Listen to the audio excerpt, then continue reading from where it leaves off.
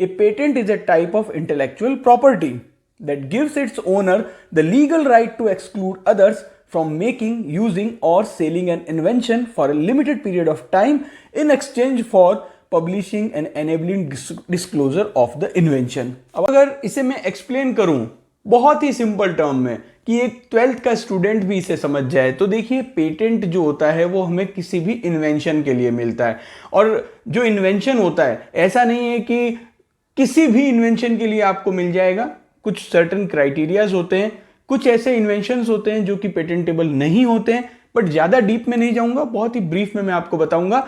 और जिस भी इन्वेंशन के लिए हमें पेटेंट मिलता है उसके कुछ क्राइटेरियाज होते हैं, जैसे कि वो इन्वेंशन आपका नॉवेल होना चाहिए, न्यू होना चाहिए और उसमें कुछ इन्वेंटिव स्टेप होनी चाहिए। दैट मीन्स कुछ टेक्निकल एडवांसमेंट होने चाहिए उस इन्वेंशन में और वो इंडस्ट्री एप्लीकेशन उसका होना चाहिए। दैट मीन्स वो जो इन्वेंशन है वो इंडस्ट्री के द्वारा बनाया जा सके ऐसा होना चाहिए। तो ये कुछ बेसिक क्राइटेरिया होते हैं आपका पेटेंट लेने के लिए किसी भी इन्वेंशन के।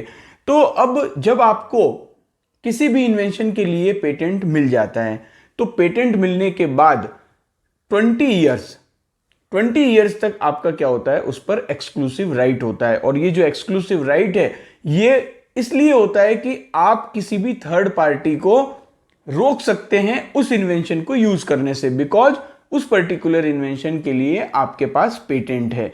तो जैसा कि इनिशियल स्टार्टिंग में आपने देखा होगा कि पेटेंट राइट्स जो होते हैं वो क्या करते हैं, exclude others from making, using और सेलिंग योर इन्वेंशन। तो अगर आपके पास पेटेंट है किसी भी इन्वेंशन का तो कोई भी थर्ड पार्टी उस इन्वेंशन को यूज नहीं कर सकती जब तक कि वो पेटेंट प्रोटेक्टेड है।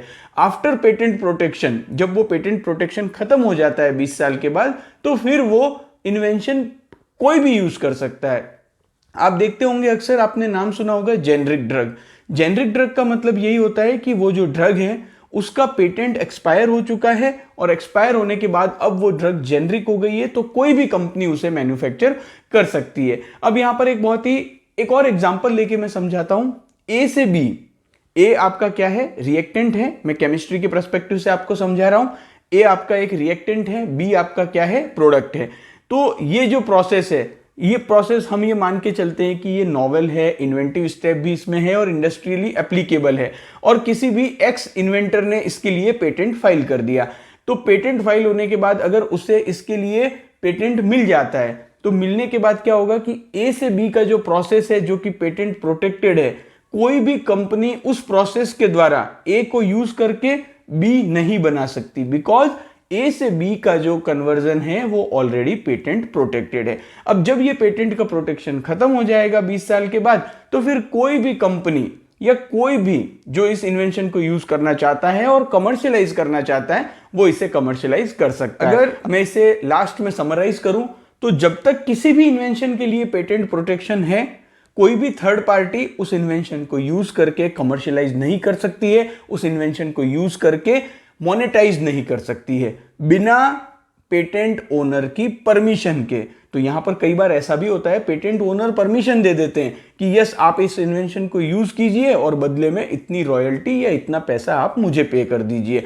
तो ये बातें आपको ध्यान में रखनी है। जब तक कोई भी इन्वेंशन पेटेंट प्रोटेक्टेड है, कोई भी थर्ड पार्टी उस इन्वेंशन को यूज करके कमर्शियलाइज या मोनेटाइज नहीं कर सकती है। और जैसे ही पेटेंट प्रोटेक्शन खत्म हो जाता है उसके बाद वो इन्वेंशन कोई भी यूज कर सकता है और उसे कमर्शियलाइज भी कर सकता है। और जनरली जो पेटेंट प्रोटेक्शन होता है वो 20 इयर्स जो है वो उसकी पेटेंट प्रोटेक्शन की लाइफ रहती है।